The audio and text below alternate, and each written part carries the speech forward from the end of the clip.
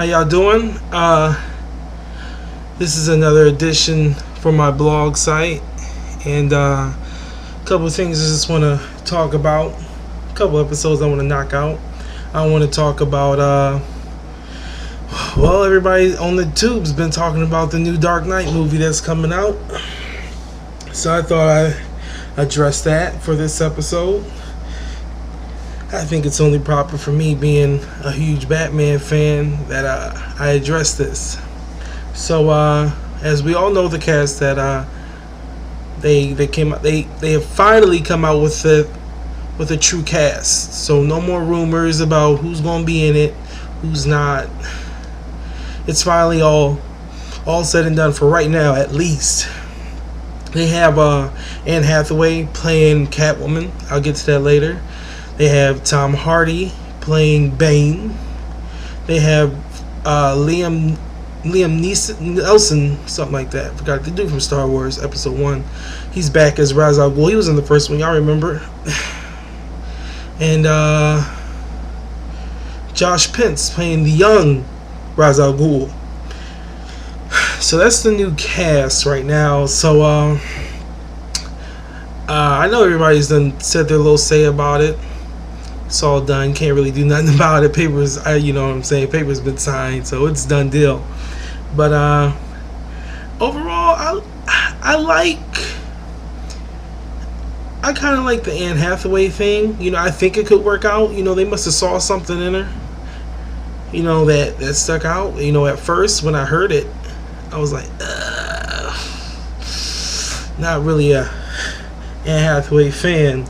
I wasn't really trying to down or anything, but it wasn't a real big thing for me when I heard she was going to be the Catwoman. So I kind of just said, you know what, if they saw something in her, that obviously she got the part, you know, so I think it could work out. You know, she's a real beautiful actress. She has the part to play Catwoman. You know, the body I don't know about. You know, Catwoman's famous for her body and all that, so that could raise a few eyebrows, but we'll see. You know, you can't really you can talk about it all you want until the movie comes out and you're like, oh, she played a great Catwoman, but you know, you were talking about 3 months ago she was a horrible pick. And Tom Hardy was that was a shot out of left field for me, because comic book wise and graphic novel wise, Bane has always been, you know, a Latino.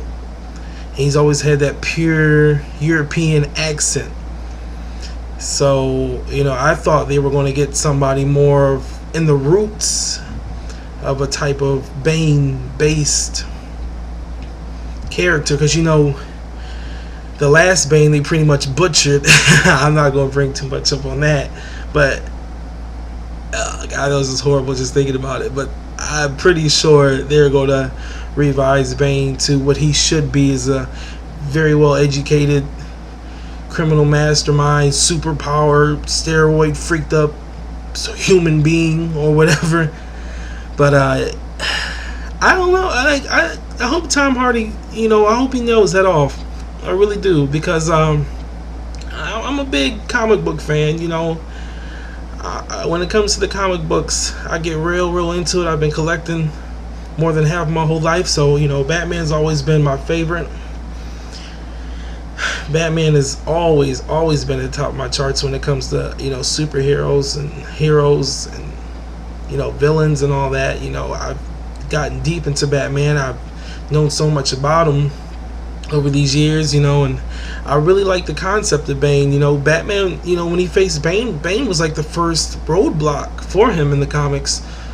You know, if you look back and research the history, like physically wise, as you know, as everybody knows, that Bane broke Batman's back, and that broke his pride too.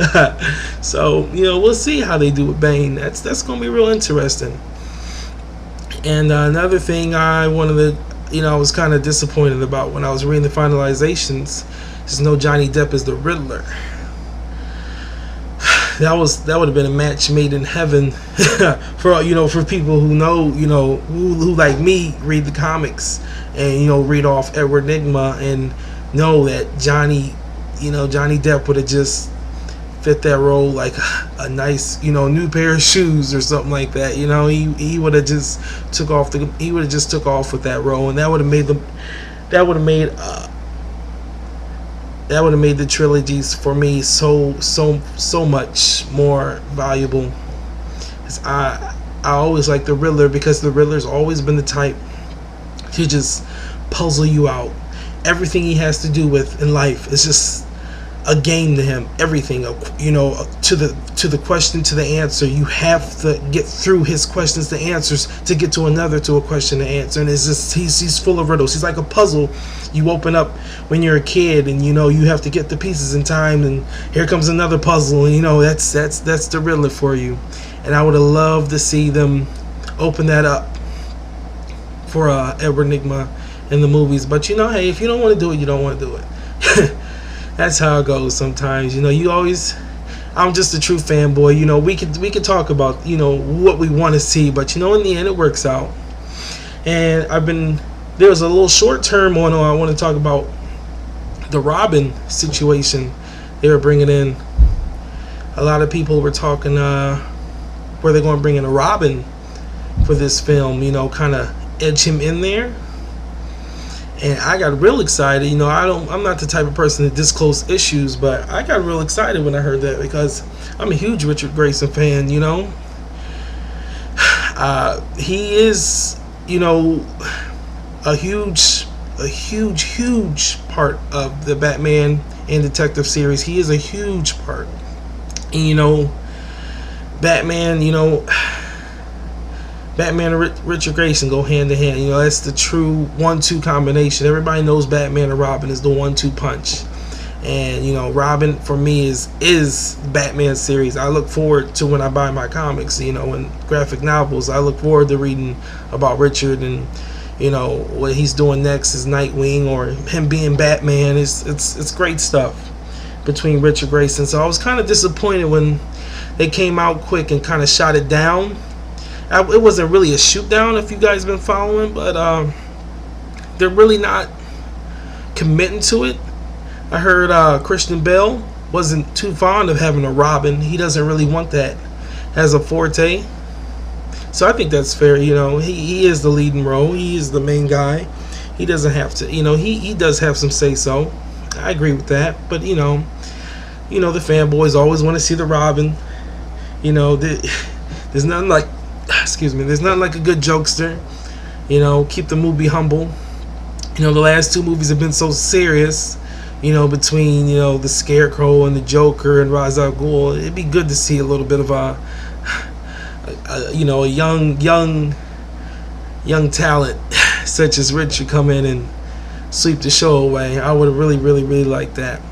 And so they shot that down, but we'll see. Nobody knows until the movie comes out, or they show some previews. But some other villains I would have really liked to see is Hugo Strange. I would have really liked to see him. Maybe they could still fit him in. As far as we know, we just know Catwoman and Bane. I really like to, I've really thought personally Harley Quinn was going to be a part of this movie. I thought they were going to throw Harley in. I haven't heard no rumors about her. Maybe if you guys have, y'all could let me know. I haven't heard anything about Harley Quinn, now that we know the Joker's in jail in these movies. So that would fit kind of hand in hand with the Harley Quinn. And I thought, since this Batman series is going with the mob, with the mob and the corruption, I thought they could throw in the Black Mask. People know Black Mask is the guy with the skull, all black, and wears the suits. I thought that would have been nice for them to throw that in there, because he is a huge part of the Batman series in Detective Comics. He's a real huge part. So that would have been cool for us to see the Black Mask come in as the new mob boss. I know it's been the Falcones. In the comic books, they kind of fall off the Falcones for a little bit, so that would have been nice to see for the fanboys. I'm just speaking as a fanboy, because I've been reading Batman, buying them since I was a kid. I can't help it. If fanboy comes out, you can make 10 movies, I'm gonna see them all 100 times. That's how I go.